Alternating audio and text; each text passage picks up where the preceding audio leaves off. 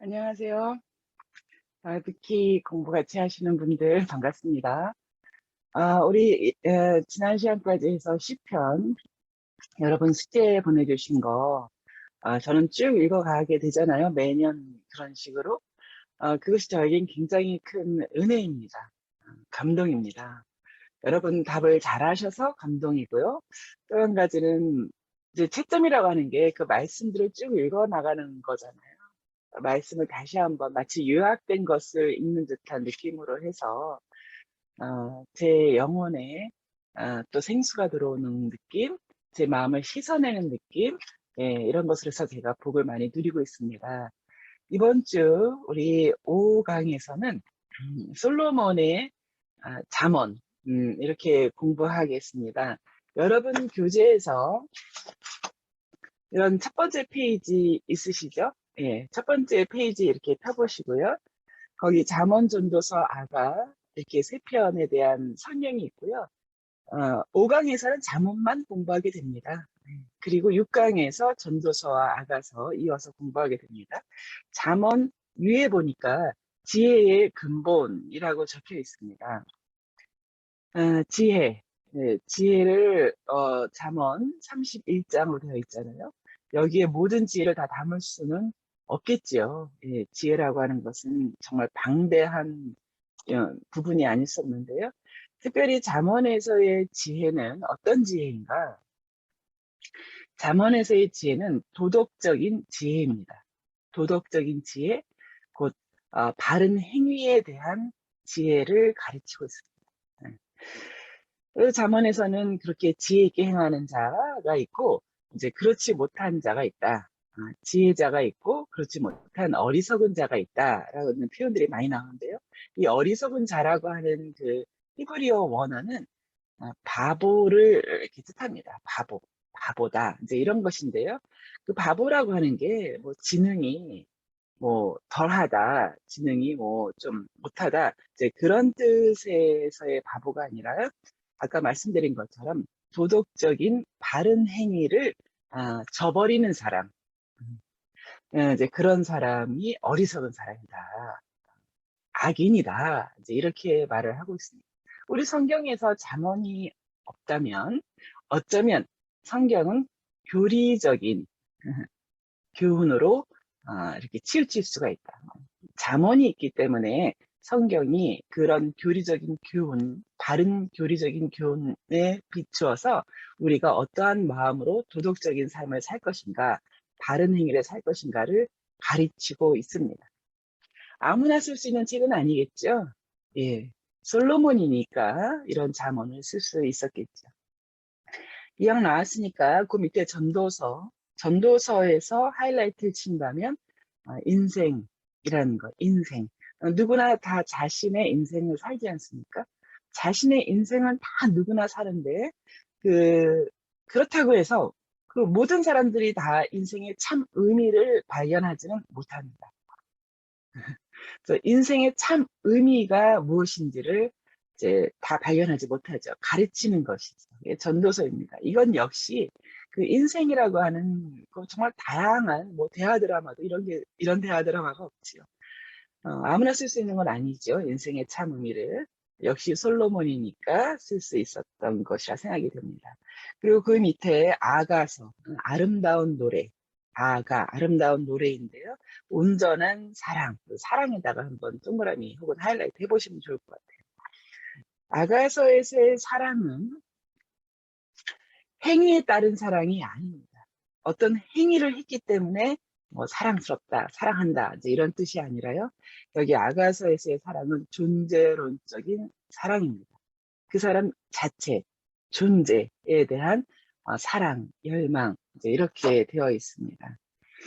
이렇게 요약을 해드리고요. 그 뒤편에 보시면요. 이제 교재 먼저 갈게요. 뒤편에 보시면은 거기 연대기에서 솔로몬 시대 때의 잠언이 한번 다 수집이 됩니다. 그래서 수집된 잠언들이 이제 지속적으로 사용이 되다가 히스기야 시대 때에 한 번 더 솔로몬의 잠언이 이제 수집이 됩니다. 솔로몬이 잠언은 3,000개의 잠언을 썼다고 하잖아요. 3,000개의 잠언 중에서 이렇게 솔로몬 시대 때 한 번 수집되고 그 히스기야 시대 때 한 번 더 수집이 되는 그 잠언 500개 정도, 6분의 1 정도밖에 되지 않습니다. 히스기야 왕 때 왜 다시 한번 잠언을 수집하게 되었는가? 아시다시피 히스기야 시대 때 북이스라엘이 아수르에게 멸망을 당하게 됩니다. 그때 그 선지자가 이사야 선지자. 따라서 이 백성들이 지식이 없음으로 망한다. 지식이라고 하는 것은 여호와를 아는 지식이죠. 북이스라엘을 뜻하는 것이고 남유다도 그 아수르에게 몇 번이나 공격당하고 예루살렘 성이 포위당하면서 어려움을 많이 겪었죠. 특별히 히스기야는 종교 개혁을 단행했던 그런 왕입니다. 종교 개혁이라고 하는 것은 결국 말씀으로 돌아가자. 우리가 말씀대로 살자. 이것이거든요. 그래서 잠언을 수집하게 됐습니다. 그 밑에 구조에서 보시면요. 이제 구조에서 맨 밑에는 현숙한 여인, 잠언 31장의 핵심 주제죠. 현숙한 여인. 이따가 다시 한번 보겠습니다. 그 위에 보면 아굴의 잠언이 있고요. 르무엘 왕의 잠언이라고 두 개가 나와 있죠. 그러니까 솔로몬의 잠언은 아닌 것처럼 보이죠. 혹자는 르무엘이 곧 솔로몬을 뜻한다고도 하는데요. 잘 알 수는 없습니다. 아굴의 잠언과 르무엘의 잠언. 아굴은 더군다나 이방인이거든요. 그래서 그 두 잠언이 들어가 있고 그 위에서는 다 솔로몬의 잠언입니다. 10장 1절부터 22장 이제 6절까지 솔로몬의 잠언 1이 있지 않습니까? 네, 이 솔로몬의 잠언 1, 또 그 밑에 있는 지혜 있는 자의 잠언, 또 그 밑에 지혜 있는 자의 잠언. 그 지혜 있는 자라고 하는 것은 솔로몬은 아닙니다. 여러 지혜로운 사람, 현자라고 하죠. 그들의 잠언을 이제 모아놨죠. 그 지역에 있었던 이제 이집트 뭐 이렇게 쭉 여러 나라에 걸쳐서 이렇게 있었던 잠언들을 모아놓은 것입니다. 그리고 그 밑에 보면 솔로몬 잠언의 2. 그래서 샌드위치처럼 보이시나요? 저는 하이라이트를 해놨습니다. 솔로몬의 잠언 1에다 하이라이트 해놨고요. 솔로몬의 잠언 2에다가 이렇게 하이라이트 해놨습니다. 그리고 샌드위치. 그 히브리 문학은 이렇게 샌드위치식으로 한다고 제가 여러 번 말씀드렸고요. 특별히 솔로몬의 잠언 2. 이게 바로 히스기야 시대 때 편집된 잠언, 추가된 잠언, 이렇게 알 수가 있겠습니다. 교재 마저 쭉 보겠습니다.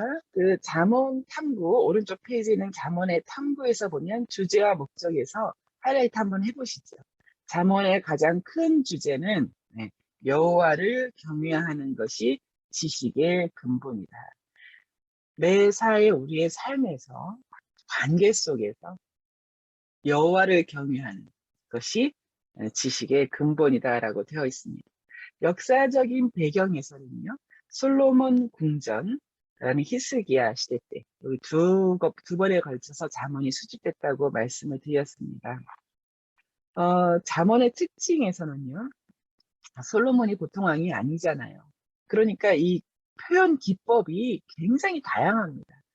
다양한 문체로 썼기 때문에 우리가 그 문체의 수준을 따라갈 수는 없습니다. 예. 거기 나오는 그 다양한 그런 그 문체들이 소개되어 있고요. 그 맨 밑에 보면은 이 잠언은 그냥 이렇게 뭐 이렇게 고백적으로 쓰다가 모아진 그런 책이 아니라 목적을 갖고 이제 기록한 책입니다. 그 목적이 첫 번째는 가르치기 위하여서, 특별히 지혜와 훈계를 알게 하기 위하여서, 두 번째, 세 번째, 네 번째, 다섯 번째 이제 이렇게 나옵니다. 예, 그 우리 히브리인 유대인에게는 잠언이 있었습니다. 잠언으로서 그 잠언이 이렇게 한 문장, 두 문장, 보통 두 문장으로 되어 있습니다. 대꾸를 이루어서 같은 것을 이야기할 때 대꾸를 이용해서 말을 하면 더 그 주제가 강조되잖아요. 보통 두 줄로 되어 있습니다.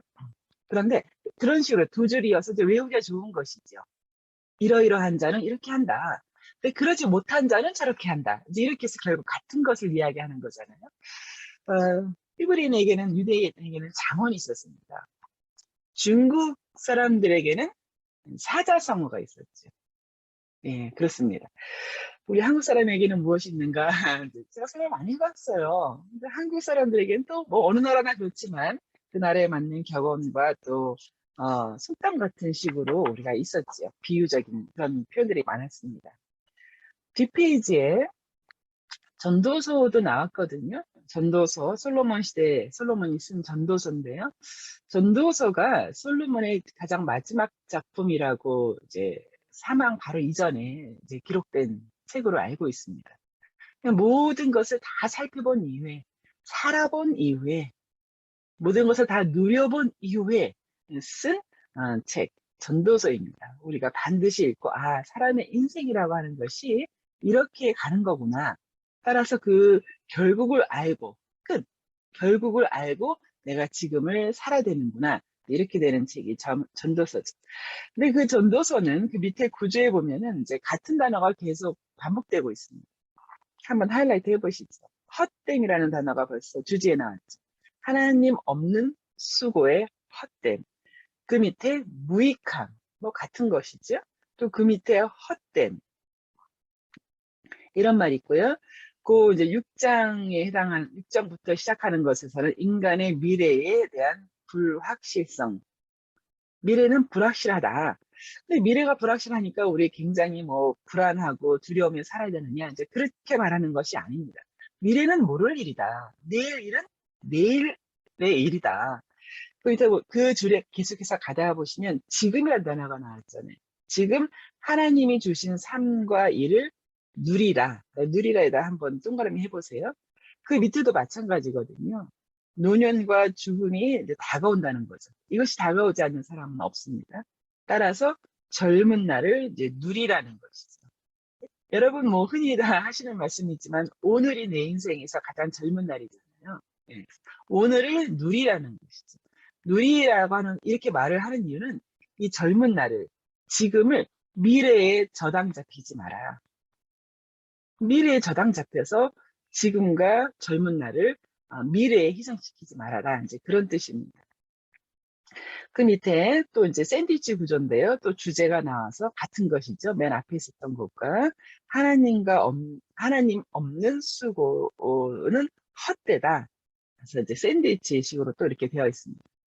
맨 밑에 이제 결론 부분에서는 여호와를 경외하고 그의 명령을 지키는 것이 사람의 본분이다.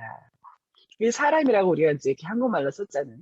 이것을 만약에 창세기 언어로 썼다면 아담의 본분이다라고 했을 거예요. 사실 이 아담이라고 하는 게 사람 이름이 아니라 그 지으신 사람을 다 아담이라고 부르십니다. 창세기에서는 그래서 그 이후로 계속해서 아담이 많이 나와요. 사람 자체를 아담이라고 부르시거든요. 여호와를 경외하고 그의 명령을 지키는 것이 아담의 본분이다. 즉 우리 모든 아담들이죠. 그 옆에 전도서 탐구 이렇게 보겠습니다. 전도서 탐구. 주제와 목적 쭉 읽어보시고요. 또 첫 줄 맨 끝에 보면 전도서의 목적이 있는 책이죠. 백성이 지혜롭고 행복하게 살도록 하기 위한 것이다. 라고 했습니다. 그러니까 이렇게 참 행복이라고 하는 것이 어디 있는가. 그 참 행복을 이제 말할 수 있는 솔로몬인 것이죠. 모든 뭐 행복이나 혹은 뭐 쾌락을 다 누려봤던 사람이잖아요. 근데 그가 말하는 거예요. 참 행복은 이제 이렇게 살아야 된다는 것을 이야기하는 것이죠. 그런데 이제 그 참 행복이라고 하는 것의 결론이 나와 있는데요. 전도서의 특징에 나와 있습니다. 전도서의 특징은 아까 말씀드린 것처럼 솔로몬이 다 살아보고 간증 형식이죠. 다 살아보니까 이제 이러이러하다라고 되어 있고요. 거기 두 번째 줄에서 보니까 두 번째 줄 끝에 하나님과의 관계에서만 이것이 바로 행복의 키워드죠. 하나님하고의 바른 관계, 조물주와 피조물의 바른 관계, 그렇죠? 그런 관계에서만 행복을 누릴 수 있다. 이제 그렇게 되어 있는 것이죠. 맨 밑에 단락에 보시면요. 다양한 독자를 대상으로 한 책입니다. 솔로몬은 그 이스라엘의 왕이만 한 것이 아니라 그 주변 모든 국가에 있어서의 굉장한 왕으로 이제 칭송을 받았던 사람입니다. 많은 사람들이 와서 지혜를 구하고 또 그의 업적을 보면서 놀라워하고 했었죠. 그래서인지 그 다양한 독자를 대상으로 한 책이 되기 때문에 그 첫 줄에 보니까 여호와가 한 번도 사용되지 않고 있습니다. 여호와, 그러니까 하나님이 아니라 여호와라는 단어는 이스라엘의 단어잖아요. 예, 이스라엘. 모세가 모세에게 계시한 하나님의 이제 이름이잖아요. 다른 민족들은 다 하나님으로 알고 있는 거죠. 엘로힘으로 알고 있는 것이죠. 엘로힘이라고는 하지만 여호와 이제 이런 단어는 쓰여 있지 않습니다. 그 뒷면에 보시면요. 뒷면에 보면 구조가 이제 아가서의 구조거든요. 거기 아가서라는 말이 빠졌는데요. 그 아가서의 구조는 모두 5번의 만남을 기록하고 있는 거 보이시죠? 구조 첫 번째 만남이 있고요. 쭉 진행되다가, 예, 5번째 만남. 이렇게 5번의 만남에 대해서, 그 만남과 사랑에 대해서 기록되고 있고요. 아가서는, 좀 논란이 많았습니다. 그 주제와 목적에서 보면은 남녀 간의 이제 이상적인 사랑을 노래하거든요. 그 남녀 간의 이상적인 사랑, 그 부분이 과연 성경인가 논란이 많았죠. 유대교에서는 두 번째 줄에 유대교에서는 이 남녀 간의 사랑이 결국 예, 여호와 하나님이죠. 그들에게 여호와 하나님, 구속하시는 여호와 하나님과 선택한 백성 간의 사랑이 이렇다라고 이제 알레고리라고 그러거든요. 그런 것을 그렇게 생각을 하는 것이죠. 기독교에서는 예, 그죠. 예, 머리 대신 그리스도, 남편 대신 그리스도와 또 신부된 교회의 사랑 이렇게 이제 생각을 합니다. 그럼에도 불구하고 남녀 간의 사랑을 이렇게 솔로몬이 묘사할 때는 그냥 이렇게 이상적인, 추상적인 이제 그런 사랑을 쓴 것이 아니고 실제적으로 역사적인 배경에 보면 그 솔로몬의 후궁이 있었던 것 같아요. 술람미 여인으로 이제 기록되어 있는데요. 그 술람미 여인, 후궁에 대한 그 어떤 뜨거운 사랑을 표현하게 되었습니다. 그 아가서의 특징에서 보면요. 두 번째 특징에서 하나님에 대한 직접적인 언급이 없다라고 되어 있습니다. 근데 한 번은 나와요. 한 번은 거기 보면 에스더서와 마찬가지로 아가서에서는 단 한 번 간접적으로 언급하죠. 무엇인가를 표현하기 위해서 간접적으로 쓰는데요. 8장 밑줄에 보면 여호와의 불과 같다. 여호와의 불 자체를 또 이렇게 이야기하느라 무엇을 비교할 때 여호와의 불과 같다. 이렇게 간접적인 것이죠. 그때 한 번만 나와 있습니다. 자, 그렇습니다. 제가 알기로는 칼빈이 이제 모든 성경책에 주석을 썼다고 하는데 제가 알기로는 아가서에 대한 주석은 쓰지 않은 것으로 알고 있습니다. 자, 그렇습니다. 우리 교재 계속해서 볼게요. 128페이지 지혜의 유익. 그래서 아까 말씀드린 것처럼 지혜라고 하는 것이 여기서는 그 도덕적인 지혜, 특별히 그 도덕적인 바른 행위와 그렇지 않은 행위에서 이렇게 길로 많이 표현을 하죠. 선한 길이 있고 어리석은 길이 있다. 선한 길로 가야 되지 않느냐. 그래서 선한 길과 어리석은 길을 계속해서 대조를 이루면서 강조하고 있습니다. 핵심 구절에서 보면은 여호와를 경외하는 것이 지식의 근본인데 그 여호와를 경외함이 없이 쌓아진 지식은 다 헛된 것이 아니겠는가. 이제 그렇습니다. 또 여호와를 경외하는 것이 지식의 근본이다. 거기서부터 지식이 쌓아지는 것이다. 그럼에도 불구하고 미련한 자는 이렇게 대꾸를 이루지요. 미련한 자는 그 여호와의 지혜와 훈계를 멸시한다. 여호와의 지혜와 훈계를 멸시하고 거기에 이제 어떤 다른 지식들을 쌓아가겠죠. 이것은 미련한 것이다 라고 되어 있습니다. 그 밑에 보면은 단락 구분들이 되어 있잖아요. 단락 구분들이 되어 있을 때 그 길이 나오죠. 세 번째 단락의 그 구조에 보면 어리석은 길, 동그라미 많이 해놓으세요. 어리석은 길이 있는 거예요. 어리석은 길을 따라가다 보면 그 어리석은 그 일에 자신이 봉착하게 되는 것이죠. 쭉 따라가다가 갑자기 그것에서 어리석은 길에서 벗어날 수는 없는 것이죠. 그 밑에 줄에는 선한 길이 있다. 선한 길은 그 가는 길이 좁은 길일지라도, 많은 사람들이 가지 않는 길일지라도 그 선한 길을 갈 때는 그 선한 길에 이른다는 것이죠. 자, 그래서 잠언에서의 지혜라고 하는 것은 이렇게 도덕적인 행위에 대한 지혜를 이야기하고 있다. 오른쪽 페이지 그 2번 문제가 암송 구절과 같은 것이죠. 모든 지혜와 지식의 근본은 무엇인가? 근본에 대해서 기록하게 되어 있습니다. 여기 밑에 말씀과 삶 같은 거 보시면서 올바르고 선한 길은 무엇인지, 그것이 얼마나 우리를 영화롭게 만들고 존귀하게 만드는지, 이제 그런 것에 대해서 쭉 한번 읽어봐 주시기 바랍니다. 그렇게 씁니다. 지혜는 이렇게 선한 길에 대해서 이제 알려줘요. 그러나 그렇다고 해서 지혜가 다인가? 그 지혜를 추구하는 민족들이 많지요.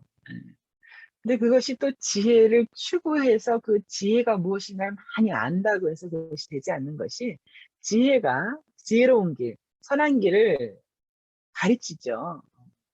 그러나 그 길을 대신 가주지는 않습니다. 그거는 이제 우리가 가야 할 몫인 거죠. 그죠? 예.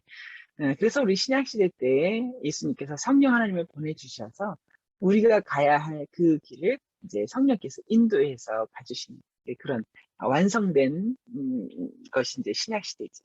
아무튼 여기서는 이 단계에서는 지혜가 그 길을 보여주지만 길을 대신 가주지는 못한다. 한 페이지 넘기셔서요. 130페이지. 또 어리석은 길을 누가 그럼 들어서겠는가? 다 선한 길을 가지. 거기 제목에 나와 있죠? 그 어리석은 길에 들었을 때는 그 어리석은 사람이겠죠. 유혹이라는 단어를 한번 동그라미 많이 해보세요. 유혹. 이따가 제가 PPT로 한번 결론으로 해서 한번 유혹에 대한 것을 말씀드리겠습니다. 그 어리석음의 유혹이 많은데요. 특별히 여기서는 음행에 대한 유혹을 많이 가르치고 있습니다. 단락 구분에서 보시면요. 5장에서는 음행에 대한 경고, 특별히 결혼 생활에서의 음행을 이야기하고요. 또 그 밑에 보면 음행에 비참한 결과가 있다는 거예요. 끝이 있어요. 그 길에 끝이 있다는 것이죠. 그것을 경고하고요.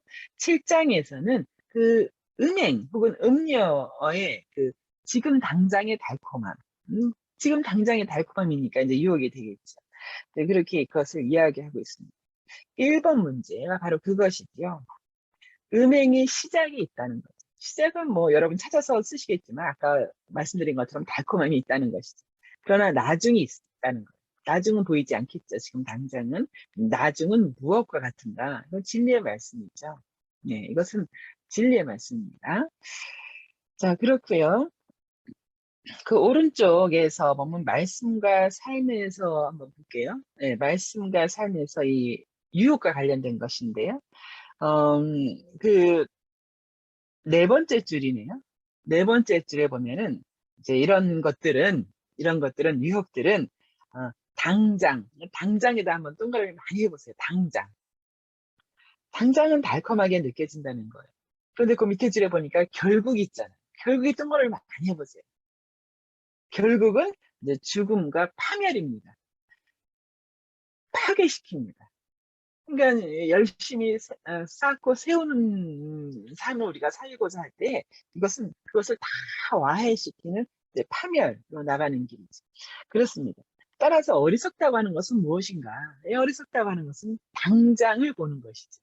당장을 보는 것이 이제 어리석은 것이고, 지혜는 무엇인가? 지혜는 그 결국을 본다는 것이죠. 결국을 보고 지금을 사는 것이 지혜다. 이렇게 되는 것입니다. 우리가 아이들을 많이 이제 훈육하고 뭐 꾸짖기도 하고 하잖아요. 왜 그러죠? 그 아이들이 당장을 보고 행할 때가 많잖아요. 그런데 우리들은 살아봤으니까 그렇게 당장을 보고 그렇게 할 때는 결국 이렇게 된다. 근데 그것을 가르치는 거죠. 그것을 잘 듣는 아이는 참 지혜로운 아이죠. 그러나 또 마음이 고집스럽고 안고와가면서 그런 지혜를 자꾸 거부할 때 굉장히 안타깝죠. 안쓰럽죠. 아마 그런 마음으로 솔로몬이 이 잠언을 적었을 것 같습니다. 132페이지 핵심 구절. 핵심 구절에서 지혜로운 자와 동행하면 지혜를 얻고, 이제 이 부분은 제가 굉장히 좋아하는 부분입니다. 근데 저에게 지혜가 없잖아요. 저에게 지혜가 없는데 특히 이민 와서 제가 무슨 지혜로 이민 생활을 하겠습니까? 근데 지혜로운 자와 동행하면 지혜를 얻는 것이죠. 그렇죠. 여러분 주변에 지혜로운 자가 많으면 지혜를 얻을 수가 있고, 또 여러분의 지혜를 나누기도 하죠. 그런데 그 옆에 미련한 자와 사귀면 그 미련한 자가 내놓는 모든 그 꾀죠. 꾀를 내놓고 임시 방편을 내놓고 막 이렇게 해서 뭐 이런 말을 계속해서 이제 하게 돼 있죠. 근데 그런 사람과 사귀게 되면 해를 받느니라 됐습니다. 지혜로운 자와 동행하면 지혜를 얻는다. 그리고요, 그 이제 오른쪽에 계속해서 어떤 사람들이 나오거든요. 2번에서는 험담하는 자, 또 신실한 자 나오죠. 4번에서는 미련한 자, 슬기로운 자, 다르다는 거예요. 같지 않다는 거죠. 이제 그렇게 쭉 나옵니다. 그리고요, 그 말씀과 삶에서, 뭐 제 삶에서 제가 많이, 이렇게 중요하게 적용하는 부분인데요. 다섯 번째 줄에 내려가면, 우리 가정과 교회는 중요한 일을 결정할 때 이제 어떻게 해야 되냐는 것이죠. 거기 보니까 지혜를 모으는 과정이 필요하다. 지혜를 먼저 모으는 과정이 필요하다라고 했는데요. 음, 뭐 실제로 제가 이렇게 살다 보면은 어, 이 어려운 과정에서도 우리가 극복하겠구나. 분명히 지혜가 있다는 거죠. 지혜가 들어왔으니, 지혜가 나에게 알려졌으니 내가 이것을 극복할 수 있겠구나. 우리 가정이 극복하겠구나. 우리 회사가 극복하겠구나 하는 것이죠. 그런데 이제 어려운 일을 봉착했는데 지혜가 없는 거예요. 내 주변에도 없고 나에게도 없는 거예요. 그럼 망하는 길로 가는 것이죠. 굉장히 어려운 일로 가게 되는 것이죠. 굽은 길을 가게 되어 있습니다. 그런데 중요한 일을 이렇게 결정할 때 지혜를 모으는 과정이 굉장히 중요한데, 우리 성경에서 많은 지혜를 얻죠. 근데 그렇지 않을 때는 어떻게 하는가? 근데 점치러 다니는 거예요. 뭐 점치러 다니고, 뭐 또 영험하신 분 따라다니고, 뭐 직통 계시 받는 분 따라다니고, 이건 아니라는 거죠. 네.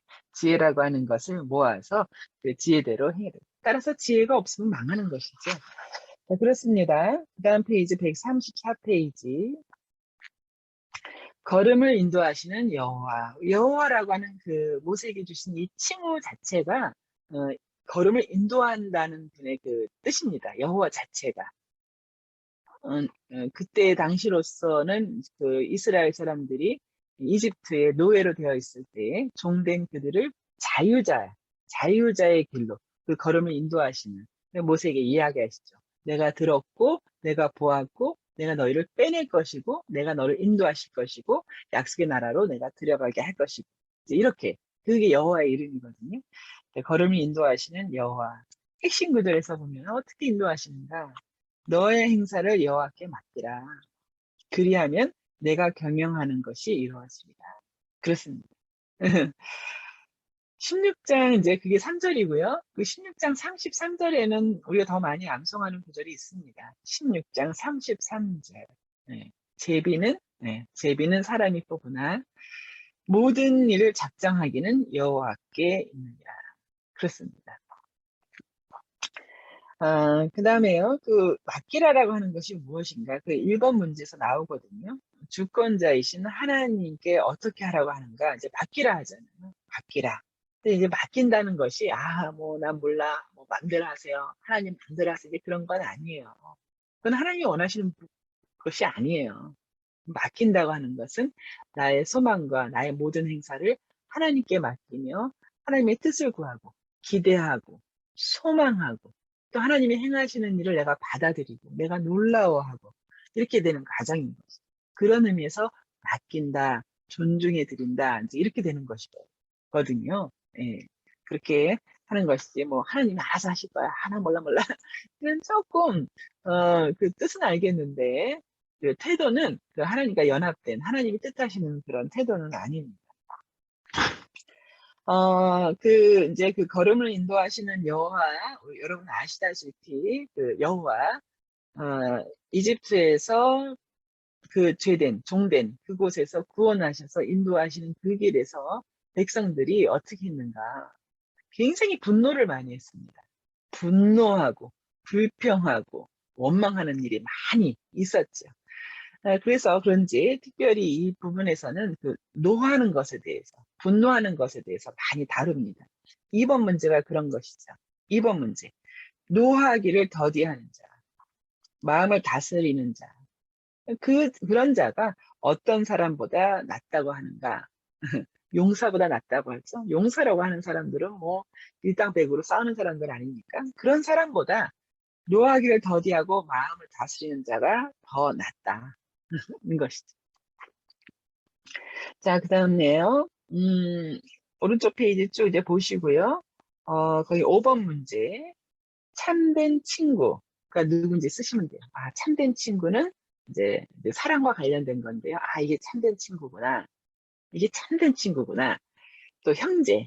이제 형제라고 하는 것은, 이런 사람이 형제구나. 적혀 있어요. 형제.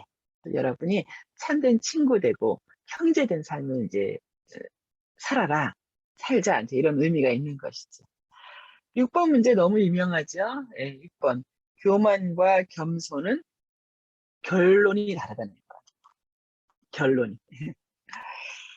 당장에는 뭐 보이지 않을 수도 있겠지만, 교만은 여러분 잘 아시죠? 멸망의 선봉이다. 그러니까 멸망이라고 하는 것이, 망한다는 것이 오기 전에 먼저 교만이 오죠. 먼저 그 교만을 내가 뿌리치려는데, 그 교만을 먼저 붙든다는 얘기는 따라오는 멸망까지 내가 붙들었다는 뜻입니다. 겸손은 그렇지 않죠. 겸손은 존귀의 길잡이다. 존귀함으로 가는 길잡이. 내가 겸손을 붙들면 그 겸손이 길잡이가 되어서 나를 존귀한 삶으로 인도해 간다.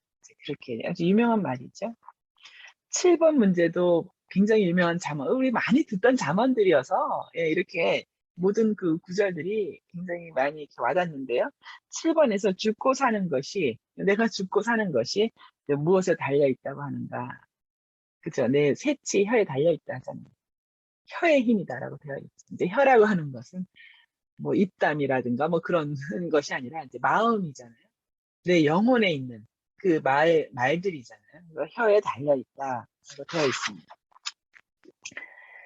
136페이지. 하나님께서 기뻐하시는 정의. 우리 이제 앞부분에서 아마 1장 2절이었을 것 같아요. 거기 보면 그 지혜가 무엇인지 다른 표현으로 5개가 나오거든요. 지혜, 정의, 공의, 또 하나가 뭔지, 그리고 훈계. 이제 이렇게 다 같은 것들인 것이거든요. 네.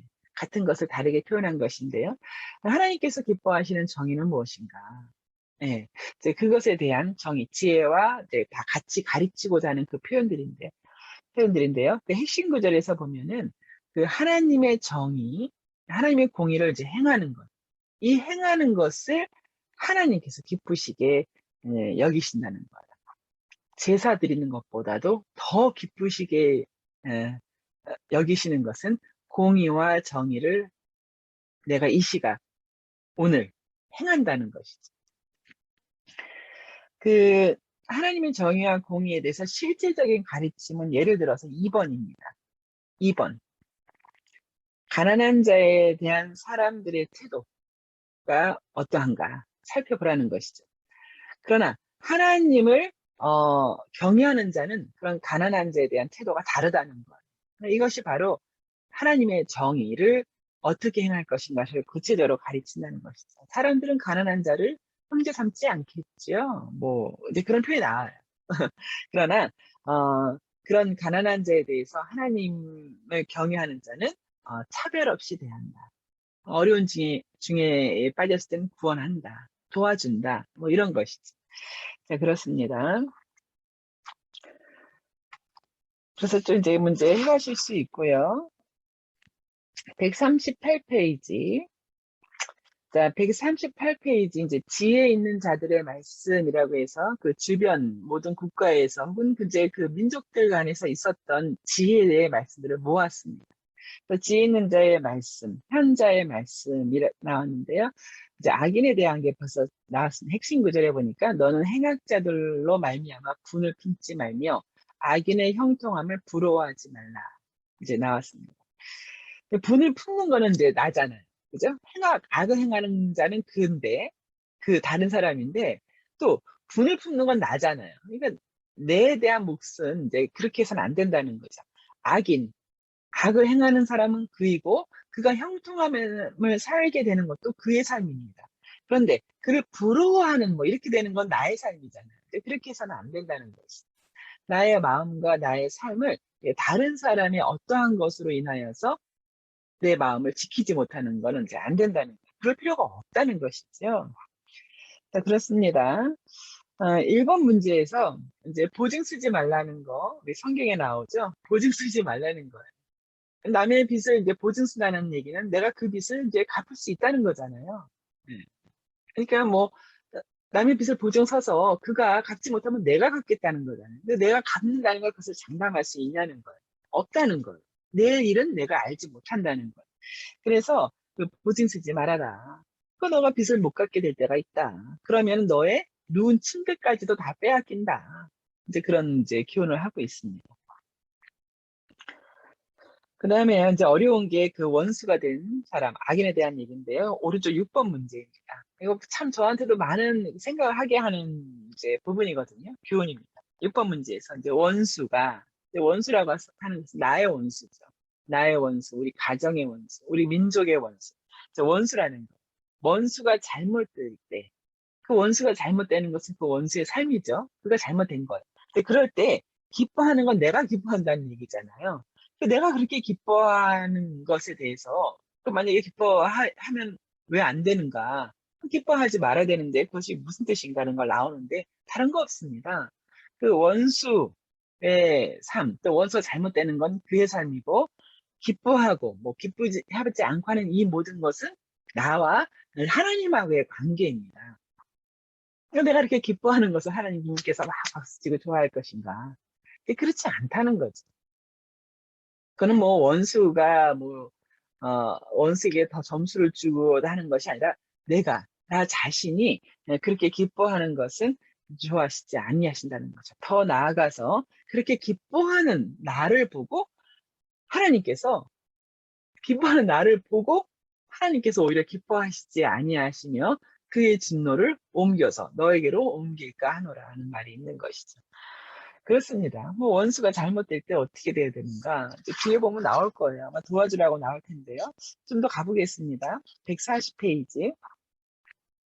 솔로몬의 잠언 2. 이 잠언 2는 히스기야 왕 시대 때 다시 한번 솔로몬의 잠언 3,000개 중에서 더 수집됐다고 아까 말씀드렸죠. 네, 그렇습니다. 그래서 히스기야 시대 때 수집된 잠언들이 쭉 나와 있습니다.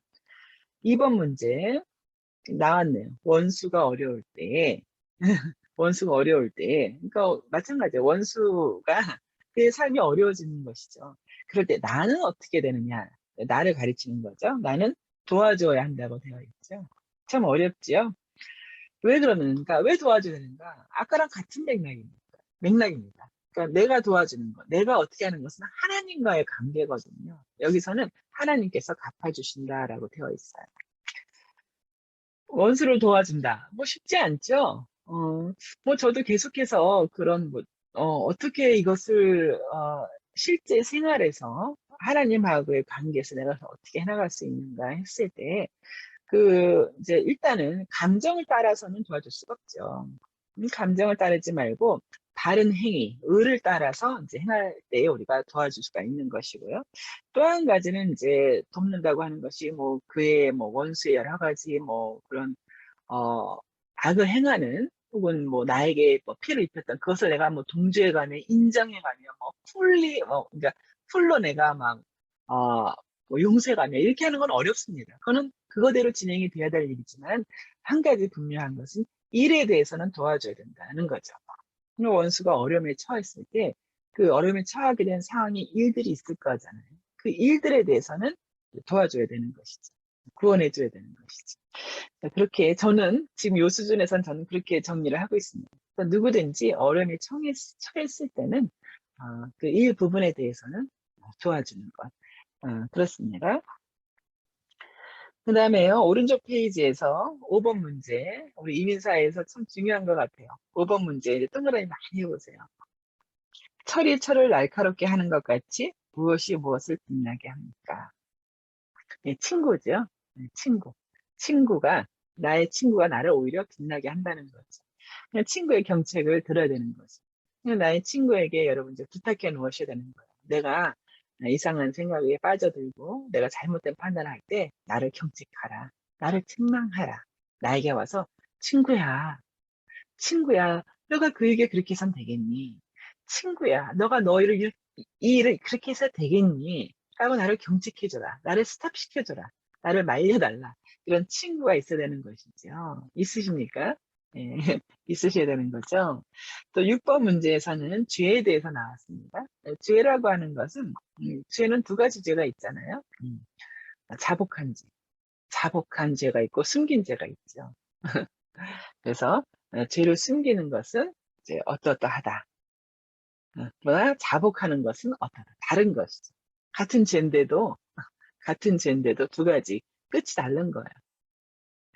그것을 이제 숨겼는지 아니면 그 죄를 인정하고 자복했는지 그 끝이 다릅니다. 7번 문제.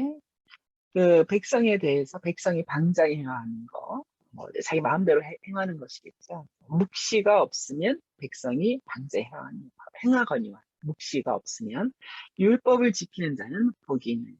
우리가 어느 때든지 간에 하나님의 법을 지키는 것은 복이 됩니다. 그 당장은 손해보는 것이고, 그 당장은 이제 마음 쓰린 것이고, 어려운 것이고, 내 의지를 꺾고 말씀대로 가려고 하니 얼마나 어려워요. 그러나 그 길이 복된 길이다. 하나님께서 율법을 지키는 나의 마음의 중심을 보시고 나에게 복된 길로 이제 인도하시는 것이죠. 142페이지 솔로몬이 아닌 두 사람 아굴과 르무엘 왕입니다. 아굴은 아까 이방인으로 제가 말씀을 드렸습니다. 거기 말씀의 숲에서도 나왔죠. 이방인 아굴의 이제 잠언이다라고 나왔습니다. 또 마찬가지로 이방 어느 곳의 왕인 르무엘이라고 하는 왕의 잠언이다라고 나왔고요. 누구는 이제 르무엘 자체가 솔로몬이라고 이야기하는 사람도 있습니다. 이제 그렇게 되면 르무엘 왕의 어머니의 잠언이거든요. 그럼 르무엘 왕이 만약에 솔로몬이면 르무엘 왕의 어머니 밧세바예요. 밧세바의 잠언이 되는 거거든요. 좀 뭐 이제 그렇게 누구로 이 르무엘을 보느냐에 따라서 달라지는 것이죠. 자, 오른쪽 페이지. 이제 4번 문제가 그것이죠. 르무엘 왕에게 그의 어머니가 주는 세 가지 교훈이 있습니다. 세 가지 교훈인데요. 아까 말씀드린 것처럼 르무엘이 솔로몬이면 그의 어머니는 이제 밧세바가 될 확률이 크죠. 여기서 이제 핵심 구절은 31장 10절입니다. 31장 10절 여러분 성경책 있으면 좀 펴보시는 게 좋을 것 같아요. 잠깐 멈추시고 잠언 31장 10절. 예, 잠언 31장 10절부터 이제 31절까지예요. 10절부터 31절까지는 모두 22절입니다. 22개. 이 22절이 어떻게 구성되어 있는가? 히브리 알파벳에서 그 자음이 22개라고 말씀드렸었죠. 그 22개의 자음, 처음이 이제 영어로 말하면 A, B, C 이렇게 나가는 것이죠. 이제 그런 식으로 해서 히브리 그 자음 순서대로 써졌습니다. 그러니까 10절은 우리 한국말에서는 이해하지 못하지만 히브리어 첫 번째 자음 알레프죠. 알레프로 시작한 단어가 되는 것이고요. 11절은 그 다음 나오는 베타로 시작이 되겠죠. 그래서 우리가 이것을 갖다가 이렇게 그 앞에 나온 것을 따라서 또 하나를 밟아간다 해서 잠깐 생각이 안 나네요. 앞에 머리를 밟고 간다. 관체. 금방 생각이 돼. 쫌쩍한 생각이 들었다가 안 나네요. 그래서 이런 것은 이합체라고 하고요. 그렇게 22개의 자음을 이렇게 해서 우리 시편에도 몇 번 나왔었잖아요. 그죠? 네, 그런 식으로 이제 구성되어 있고요. 자, 거기서 10절 누가 현숙한 여인을 찾아 얻겠느냐 이렇게 하이라이트 해보세요. 누가 현숙한 여인을 찾아 얻겠느냐 그의 값은 진주보다 이제 더하니라 라고 되어 있습니다. 현숙한 여인 그리고 현숙한 여인이 어떻게 사는지에 대한 것들이 그 이제 쭉 뒤에 따라서 나온 거예요. 뭐 굉장한 여인입니다. 현숙한 여인이 보통 여인이 아닙니다. 우리 저 마더와이즈 할 때 지혜에서 강조하는 현숙한 여인인데요.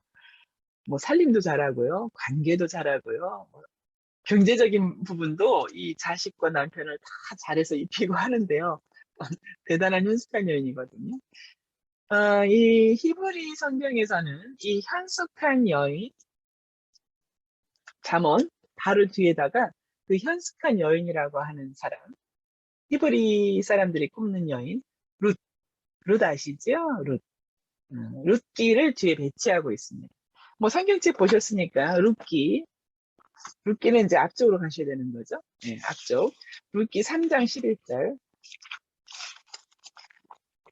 룻기가 한참 앞에 있습니다. 왜냐면 사사기 시대 때의 사람이기 때문에 사사기 바로 다음에 룻기를 배치해 놨습니다. 시대별로 좀 이렇게 하려고요. 룻기 3장 11절. 룻기 3장 11절. 이제 보아스가 한 말이죠. 이제 내 따라 두려워하지 말라. 내가 내 말대로 너에게 다 행하리라. 내가 현숙한 여인인 줄 나의 성읍 백성이 다 아느니라. 그래서 현숙한 여인, 룻을 현숙한 여인으로 하고 있죠. 네, 그래서 우리 성경책에서는 룻기가 사사기 다음에 이렇게 앞편에 놓여 있지만 히브리 성경에서는 이 잠언 뒤에다가 룻기를 놓았습니다. 예. 룻기를 우리는 역사서로 이렇게 구분을 했잖아요. 역사서. 근데 히브리 문학에서는 룻기를 지혜서에 넣은 거예요. 참 지혜로운 여인, 그의 삶, 그 지혜서에 넣어서 잠언 뒤에다가 넣었습니다. 자, 그렇게 해서 잠언 우리 다 끝났네요. 우리는 저기 뭐 몇 가지 그 좀 PPT에 보면서 여러분 공부하실 때 이제 좀 개념에 도움이 되도록 해드리겠습니다. 음, 여러분 그 시편의 그 핵심은 복 있는 사람이 되자. 복 있는 길로 가자. 잠언의 핵심은 지혜로운 사람이 되자. 그래서 지혜가 어떤 지혜를 말씀드리는지는 아까 말씀을 드렸습니다. 지혜, 이제 잠언이라고 하는 말 자체는 이제 영어로는 프로벌브인데요. 잠언 자체는 한자어잖아요. 그 한자어의 잠언이라고 하는 것은 이렇게 바늘로 찌르는 말씀인 거예요. 그러니까 이 말씀이 바늘로 이제 찌르는 거예요. 누구를 찌르죠? 뭐 여기저기 다른 사람 찌르는 게 아니라 이 말씀이 나를 찌르는 거예요. 자, 그렇습니다. 예를 들어서 이제 이런 것이죠. 파멸에 앞서 교만이 있다. 그러니까 내 안에 있는 교만을 찌르죠. 내 마음을 찌르니까 이게 교만이었구나. 이제 내 마음이 오만했구나. 그래서 나를 찌르는 것이죠. 파멸에 앞서 마음에 오만이 있고 영광에 앞서서는 겸손이 있다. 이런 표현들이 있습니다. 아까 그 잠언에서는 그 하나님께서 우리의 길을 인도하실 때 우리의 반응이 노하기로 많이 나오거든요. 분노가 많이 나올 때 그 대표적인 예가 가인이잖아요. 가인이 엄청나게 노했잖아요. 안색이 변했잖아요. 이제 그런 것에 대해서 이 노하는 것이 어떤 건지에 대해서 이야기 나왔죠. 결국 내면의 감정의 동요와 흥분, 충동에 대해서 어떻게 할 것인가. 이것이 아무것도 안 생기는 사람은 없습니다. 감정의 동요가 일어나고 흥분하고 충동하고 극단적인 불안감에 시달리게 되는 거죠. 그것에 대한 것은 가인의 경우도 마찬가지지만 다스려야 된다는 거예요. 그것은 다스려야 할 대상이라는 거죠. 그래서 하나님께서 가인에게 하신 말씀이 뭐죠? 왜 안색이 변하느냐? 너가 선을 행했으면 얼굴을 듣지 못할 일이 무엇이 있겠느냐? 너가 선을 행하지 않으면 죄가 문 앞에 엎드릴 때 어떻게 하래요? 다스리라는 거예요. 다스려야 될 것이 이제 우리의 몫인 것이지. 그런 다음에요. 이거는 아까 우리 표에서 보여드렸습니다.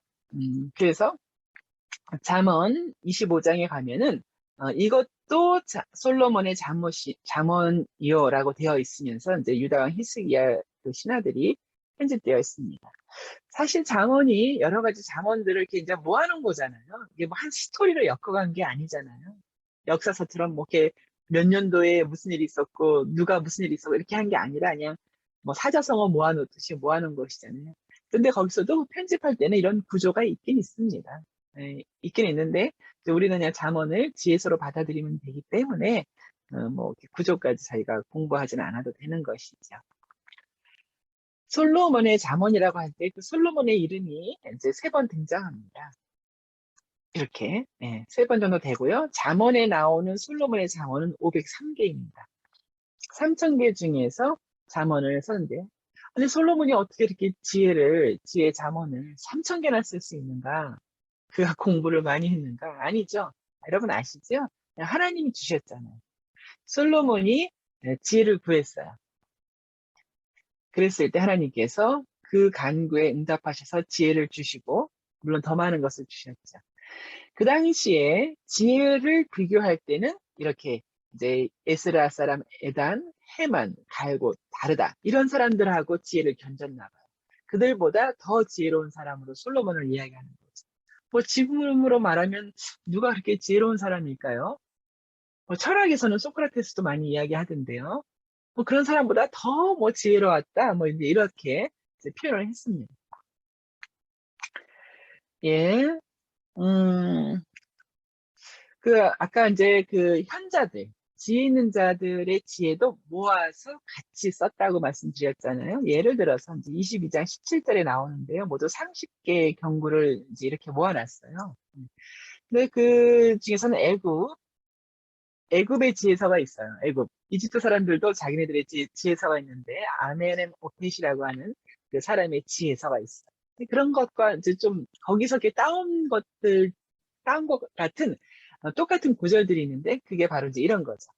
대저의인은 7번 넘어질지라도 다시 일어나려니와 아기는 재앙으로 말미암아 엎드려 죽는다. 이런 거는 그 애굽의 지혜서와 뭐 몇 가지 있는데요. 완전히 동일합니다.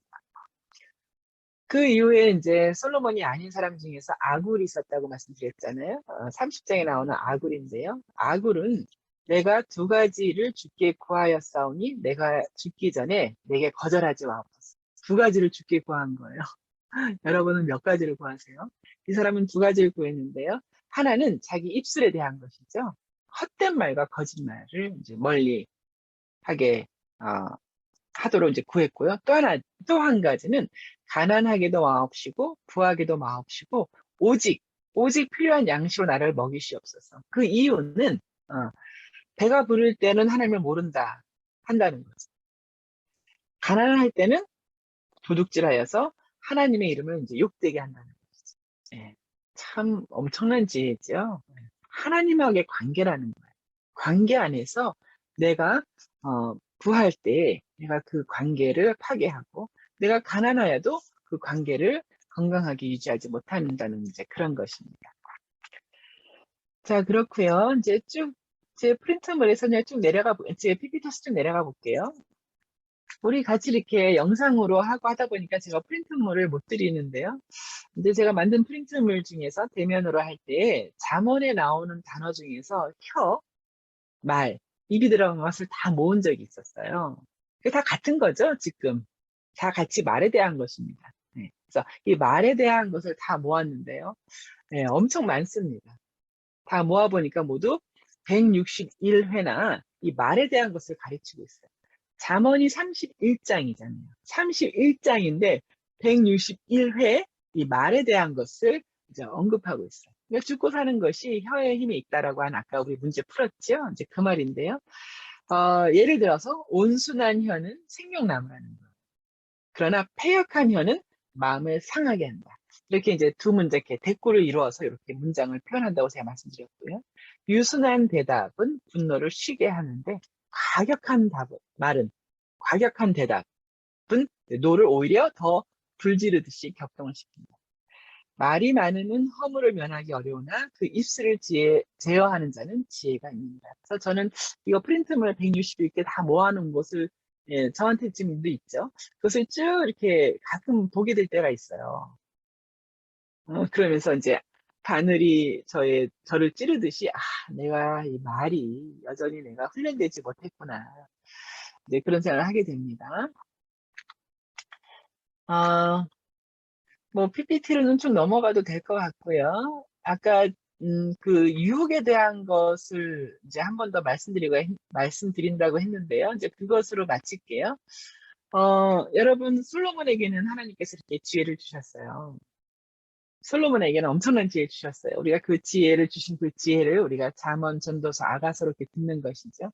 그러나 그가 예, 이방 여인을 사랑하고 또 이방 여인이 섬기는 그 이방 신들을 예루살렘 성전에까지 다 세우잖아요. 그리고 거기에 경배하잖아요. 그 이방 여인의 유혹을 이기지 못했죠. 삼손에게는 엄청난 힘을 주셨죠. 그런데도 삼손이 넘어질 때는 언제였는가? 예, 그렇죠. 유혹에 넘어졌었죠. 다윗은 어떤가요? 다윗의 마음의 중심, 하나님께서 보시는 그 마음의 중심, 하나님이 주신 것이죠. 그 다윗에게는 그런 마음의 중심, 하나님이 기뻐하시는 그 중심을 주셨는데 그도 역시 유혹에 넘어진 것이죠. 우리가 가끔 하나님에게 많은 은사를 구합니다.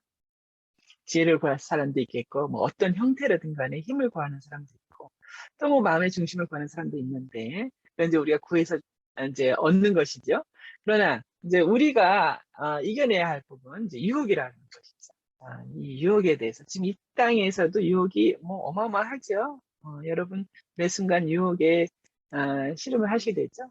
그러니까 마음을 지키는 자가 용사보다 낫고 상을 빼앗는 자보다 낫다고 하잖아요. 여러분의 마음을 이 잠언의 말씀들로 찔림을 받아가면서까지도 이 마음을 지키는 그런 분들 되시기 바랍니다. 여러분 감사하고요. 이번 5강 이렇게 숙제해서 또 이제 다음 강의 있을 때까지 해서 주시면 감사하겠습니다. 여러분 너무 수고 많으시고요. 네, 이렇게 해서 마칠게요. 예, 건강하게 지내셔요. 예, 끊겠습니다.